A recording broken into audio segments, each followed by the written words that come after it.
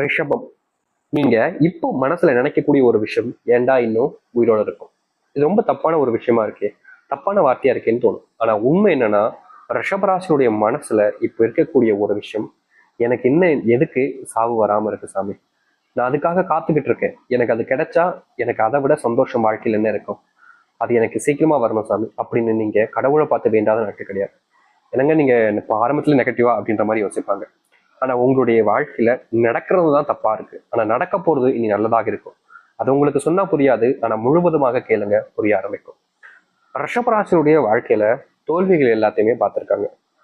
முக்கியமா இவர்கள் எந்த ஒரு முயற்சி எடுத்தாலும் சரி அதுல தோல்விகளை மட்டுமே தான் பார்ப்பாங்க.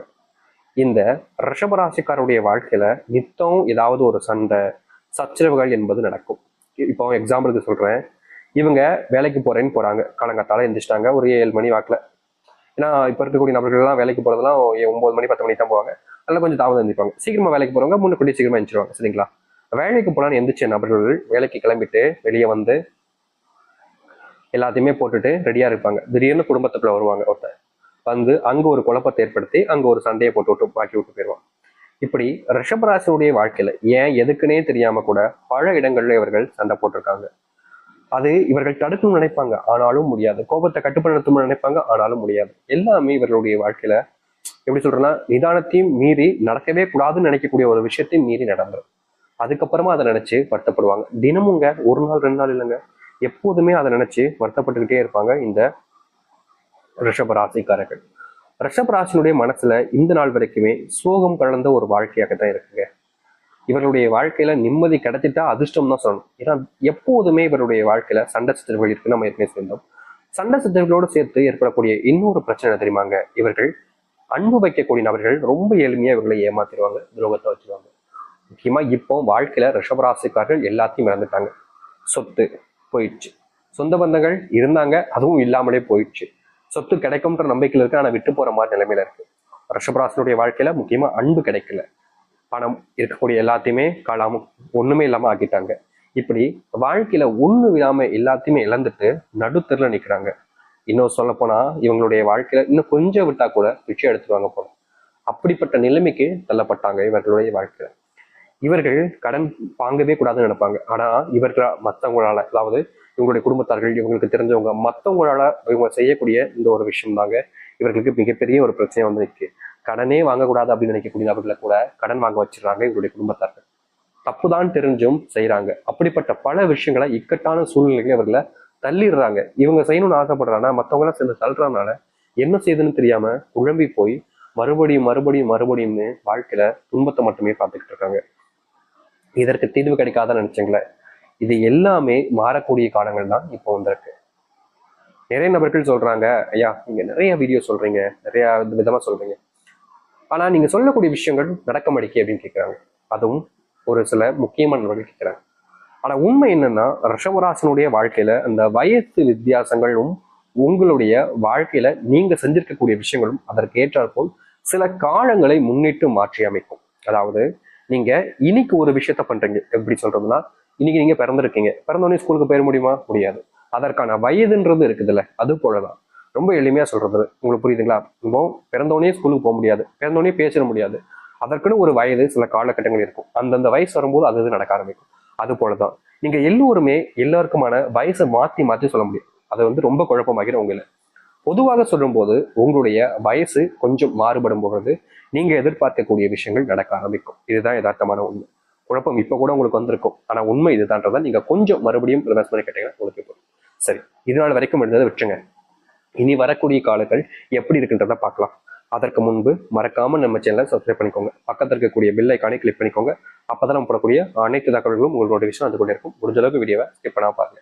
ரிஷப ராசிக்கார அன்பர்களே, நீங்க இந்த நாள் வரைக்குமே திருமணம்ன்ற ஒரு வாழ்க்கைக்குள்ள போகாம ரொம்பவே கஷ்டப்படுறீங்க. 35 வயசு வரைக்கும் ஆயிடுச்சு சாமி, ஆனா கல்யாணமே ஆகல. தொலைச்சிட்டேன், வாழ்க்கையில நிம்மதியை தொலைச்சிட்டேன். என் கூட இருக்கக்கூடிய நபர்கள் யாரும் என் மேல அக்கறை காமிக்கவும் இல்லை, என் மேல பாசமும் காமிக்கல. இப்ப எனக்கு கல்யாணம் ஆகலைன்றது அவங்களுக்கு வருத்தமா தெரியல, நான் இன்னும் பணத்தை நிறைய சம்பாரிச்சு கொடுக்கலன்றது அவங்களுக்கு வருத்தமா இருக்கும். முக்கியமா என்னுடைய குடும்பத்துல எனக்கு கல்யாணம் ஆகலைன்றது எனக்கு மட்டும்தான் வருத்தமா இருக்கே தவிர வேற யாருக்குமே அது பெருசா ஒரு பொறுப்புப்போக்காவே இல்லையே சாமி. அவங்களுக்கு தேவை பணம், நான் கொடுத்துட்றேன்னா அப்ப எப்படியோ அப்படின்னு சொல்ற மாதிரி இருந்துட்டு போ. அவங்களுக்கு என் மேல அன்பு ஒரு துளி அன்பு கூட கிடையாது. எனக்கு எப்படி சொல்றது, காய்ச்சல் இல்லை வேற ஏதாச்சும் உடம்பு சரியான விஷயங்கள் வந்தாலும் வேலைக்கு போலையா, வேலைக்கு போ, மாத்திரை போட்டுட்டு டாக்டர் பாட்டு வேலைக்கு அப்படின்னு தான் சொல்லுவாங்களே தவிர வீட்டில் இருப்பா உடம்பு முடியல அப்படின்ற மாதிரிலாம் சொல்லவே மாட்டாங்க சாமி. அவர்களுக்கு என் மேல கொஞ்சம் கூட பாசம் இல்லையா, என்ன இப்படி ஒரு மிருகம் மாதிரி நடத்துறாங்களே, எனக்கு எவ்வளவு வலிக்கு தெரியுமா அப்படின்னு உங்களுடைய மனசுக்குள்ள யோசிச்சிருப்பீங்க. முக்கியமா உங்களுடைய வாழ்க்கையில திருமணம் நடக்கலன்றதுக்காக உங்களை பல நபர்கள் எப்படி சொல்றா வார்த்தைகளை விட்டுருவாங்க. புரியுதுங்களா உங்களுக்கு? நீங்க எப்படி சொல்றது, உங்களுக்கான வாழ்க்கையை அமைச்சுக்கணும்னு தேடுறீங்க, ஆனா நீங்க தேடுற அளவுக்கு குடும்பத்தார்கள் யாருமே அதற்கு முயற்சி பண்ணல.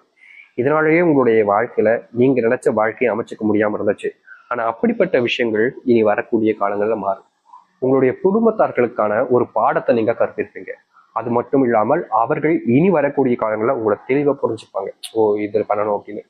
முக்கியமா அதாவது உங்களுடைய வாழ்க்கையை கெடுத்ததுக்கு முக்கியமான காரணம் இது வரைக்கும் உங்களுடைய பெற்றோர்கள், உங்களுடைய குடும்பத்தார்கள் தான். ஆனா இனி அவர்கள் மூலியமாகவே உங்களுடைய வாழ்க்கை மாற ஆரம்பிக்கும். எதிர்பார்த்த விஷயங்களை விட நீங்க முன்னேற ஆரம்பிப்பீங்க. முக்கியமா நீங்க ஒரு முடிவு எடுத்தாலும் இதற்கு முன்பு வரைக்கும் குடும்பத்தார்கள்ட்ட சொல்லாம முடிவு எடுக்க மாட்டீங்க. அப்படி முடிவு எடுத்து ஒரு விஷயத்த குடும்பத்தார்கள் சொல்லும்போது அது செய்யவே கூடாதுன்னு சொல்லிடுவாங்க. இதனால உங்களுக்கு கோபமும் வெறுப்பும் அதிகமாகிடுச்சு. ஏன்னா ஒரு விஷயம் நீங்க கரெக்டா முடிவெடுத்து வச்சிருக்கீங்க, ஆனா அது செய்யக்கூடாதுன்னு சொல்லும் போது ஒரு விதமான கோபம் உங்களுக்கு வந்திருக்கும். ஆனா இனி வரக்கூடிய காலங்களில் உங்களுடைய முடிவுகளை மதிப்பாங்க. அப்படி இல்லைன்னா நீங்க எடுக்கக்கூடிய முடிவுகள் யாருக்கும் தெரியாம செய்வீங்க ரகசியமா. அதுல மிகப்பெரிய வெற்றியும் காணுவதற்கான வாய்ப்புகள் அதிகமாகவே இருக்கு. திருமணம் நடக்கும், அன்பும் கிடைக்கும்.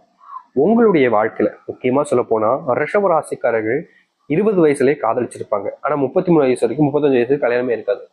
ஏன்னா இது நம்ம அப்பதே அந்த பொண்ணு பையனை காதலிச்சுங்க, அவங்களே காதலிச்சு கல்யாணம் பண்ணிக்கலாம் போல. இப்படி வீட்டுக்காகன்னு பார்த்து இப்ப கடைசியில் நம்ம தான் தனிமையா இருக்கோம், தனிமைப்படுத்தப்பட்டிருக்கோம் அப்படின்னு ஒரு ஒரு எண்ணம் உங்களுடைய மனசுல இருக்கும். உண்மையை சொல்லணும்னா ரிஷபராசனுடைய வாழ்க்கையில இந்த ஒரு காலகட்டங்களை நீங்க அனுபவிச்சது தாங்க உங்களுக்கான பாடமாகவே இருக்கும். இனி அது எல்லாமே நீங்க உங்களுடைய வாழ்க்கையில செயல்படுத்தக்கூடிய காரியங்களாகவே மாறும்.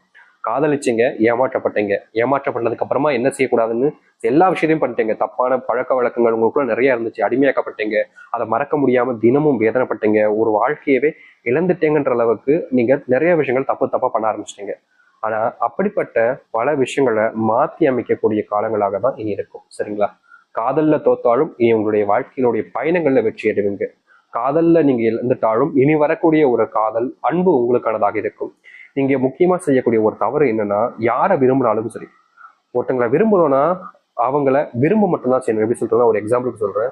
இப்போ ஒரு விஷயம் நமக்கு பிடிக்குது. இப்போ ஒரு எக்ஸாம்பிள் சாப்பிட்ற பொருள் வச்சு சொல்றேன். சரிங்களா? எனக்கு இப்போ கடல மிட்டாய் ரொம்ப பிடிக்கும் வச்சுக்கோங்களேன். கடல மிட்டாயே சாப்பிடலாம் விரும்பி, ஒரு நாளைக்கு 1 2 அப்படின்ற மாதிரி கொஞ்சம் கொஞ்சம் சாப்பிட்டுக்கலாம். ஆனா ஒரு நாளைக்கு நான் 10 கிலோ 15 கிலோ திம்பன் அதை எடுத்து திங்க நினைச்சா அது எப்படி சொல்றதுன்னா, அது திகட்டிடும். அவ்வளவுதான், அதுக்கு மேல சாப்பிட முடியாது. அது அவ்வளவுதான் அப்படின்ற மாதிரி தான் இருக்கும். அது போலதான் உங்களுடைய வாழ்க்கையிலையும் காதல்ன்றதும் இருக்கணும். அதாவது அன்பு, காதல்ன்றது. நீங்க ஒருத்தவங்களுடைய வாழ்க்கையில நீங்க கொடுக்குறீங்க, நிறைய கொடுத்துடுறீங்களா, அது அவங்களுக்கு திகட்டிடுது. அவங்களால முடியல, ஏத்துக்க முடியல.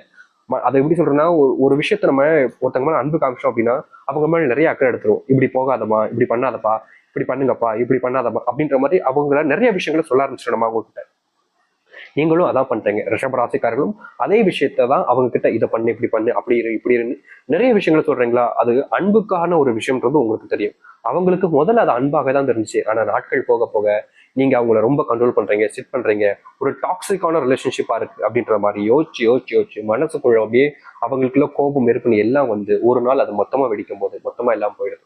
அதனால ஒரு விஷயத்த நீங்க கொடுக்குறீங்க அப்படின்னா அவங்க மேல கொடுங்க.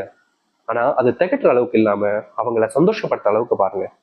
இஷ்டமா உங்ககிட்ட பேசணும். நீங்க இதற்கு இப்போ வரைக்கும் உங்களுடைய வாழ்க்கையில காதல்ல ஒரு சில மாதங்கள் முன்பு வரைக்கும் காதல் நல்லா தான் இருந்துச்சு. ஆனா இப்பெல்லாம் அவங்க உங்க கூட பேசவே மாட்டாங்க. நீங்களா வாண்டடா போய் பேசுவீங்க. அப்பதான் சரி அப்படின்ற மாதிரி ஏதோ ஏதோ பேசணும்னு கடமைக்கு அவங்க பேசிக்கிட்டு இருந்திருப்பாங்க. அப்படிப்பட்ட விஷயங்கள் மாறினா நீங்க உங்களுடைய வாழ்க்கையில உங்களுடைய அன்பை கொஞ்சம் குறைக்க ஆரம்பிக்கணும். ரிஷபராசினுடைய வாழ்க்கையில இது நடக்கும். ஒரு சில விஷயங்களை நீங்க செய்யும் போது உங்களை அறியாமலே தப்பும் பண்ணிருக்கீங்க. அது எல்லாத்தையும் மாத்திக்கக்கூடிய சான்சஸும் உங்களுக்கு கிடைக்கும். கவலைப்படாதீங்க. அது மட்டும் இல்லைங்க, நீங்க எல்லாருக்குமே பயங்கரமா உதவி பண்ணுவீங்க. நீங்க உதவி பண்றது நிறைய நபர்களுக்கு பிடிக்காமலே போயிடும். குடும்பத்தார்கள், காதலன் எல்லாருக்குமே உன் பணத்தை எதுக்குடா மற்றவங்களுக்கு கொடுக்க அப்படின்ற மாதிரி ஒரு விதமான ஒரு எப்படி சொல்றா கேவலமான எண்ணங்கள் அவங்களுக்கு இருக்கும். ஆனா உங்களுடைய நல்ல எண்ணம்ன்றது உங்களுக்கு மட்டும்தான். இப்ப வரைக்கும் அதை செய்றீங்கல்ல, அதே விஷயத்த நீங்க இனி வரக்கூடிய காலங்கள் பல மடங்கு அதிகரிக்க ஆரம்பிப்பீங்க. உதவி செய்யறதுல உங்களை விட யாரும் பெருசு இல்லை அப்படின்ற மாதிரி எல்லோருக்கும் தேவைப்படக்கூடிய உதவிகளை நீங்க வேகமா செய்வீங்க. யாராக இருந்தாலும் சரிங்க, உங்களை வீழ்த்தணும்னு நினைச்சாலும் சரி, இல்ல அசிங்கப்படுத்தணும்னு நினைச்சு எந்த ஒரு விஷயத்த செஞ்சாலும் சரி, இனி அப்படிப்பட்ட எதையுமே செய்ய முடியாது உங்களுடைய வாழ்க்கையில. இனி எல்லோர் முன்பும் ஒரு மதிப்புமிக்க நபராக திகழ்வீங்க இந்த ரிஷபராசிக்காரர்கள். அது மட்டும் இல்ல, ரிஷபராசினுடைய வாழ்க்கையில நடக்காமல் இருக்கக்கூடிய ஒவ்வொரு முக்கியமான ஒரு விஷயம், நல்ல வேலைக்கு போக முடியலையே சாமின்னு வருத்தப்படுறது. இது நாள் வரைக்கும் இவங்க பயங்கரமா படிப்பாங்க, கஷ்டப்பட்டு முயற்சி பண்ணுவாங்க, ஆனா ரிஷபராசிக்காரர்களுக்கு வேலை கிடைக்காமலே போயிருச்சு. இனி வரக்கூடிய காலங்கள்ல இந்த ரிஷபராசினுடைய வாழ்க்கையில ஒரு நல்ல வேலை கிடைக்கும். நீங்க எந்த இடத்துல வேலைக்கு போகணும்னு நினைக்கிறீங்களோ அங்க வேலை கிடைப்பதோடு உங்களுடைய மதிப்பும் மரியாதையும் அதிகரிக்க ஆரம்பிக்கும். தோல்விகளை மட்டுமே பார்த்திருக்கக்கூடிய உங்களுடைய வாழ்க்கையில இனி வெற்றி பயணங்கள் மட்டுமே நிச்சயிக்கப்படும். யாராக இருந்தாலும் சரிங்க, உங்க மேல பயங்கரமான அன்பையும் பாசத்தையும் வைப்பாங்க. நீங்க இல்லைன்னா தன் உயிரே விட்டுறோண்டா அப்படின்ற அளவுக்கு உங்க மேல பாசத்தை கிடைக்கும். நீ நம்ப முடியாத வாழ்க்கையாகவே வாழ ஆரம்பிப்பீங்க. காத்திருந்தீங்களே இத்தனை வருஷங்கால இவ்வளவு நாட்களா காத்திருந்தீங்களே, இப்பெல்லாம் மாறாது, இப்ப மாறிடுமான்னு நீங்க கேட்பீங்க. ஆனா நிச்சயமா சொல்றேங்க, ரிஷபராசிக்காரர்களுடைய மிகவும் சரியான வாழ்க்கையினுடைய முன்னேற்ற காலங்களாக தான் இனி இருக்க போகுது. இதற்கு முன்பு வரைக்கும் நிறைய கஷ்டப்பட்டீங்க, இல்லைன்னு சொல்ல மாட்டேன். நிறைய விஷயங்களை அனுபவிச்சிட்டீங்க.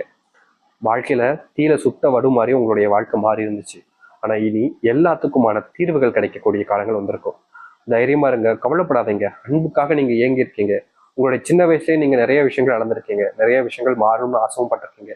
சின்ன வயசுல நீங்க வாழ்ந்த வாழ்க்கைன்றது ஒரு கொடுமையான வாழ்க்கை தான், அது தெரிஞ்ச விஷயம்தான். ஆனா இனி வரக்கூடிய காலங்கள் உங்களுடைய வாழ்க்கையில முழுவதுமான மாற்றங்களையும் நன்மைகளையும் ஏற்படுத்தி கொடுக்கும். துன்பப்பட்ட ஒரு வாழ்க்கையில இன்ப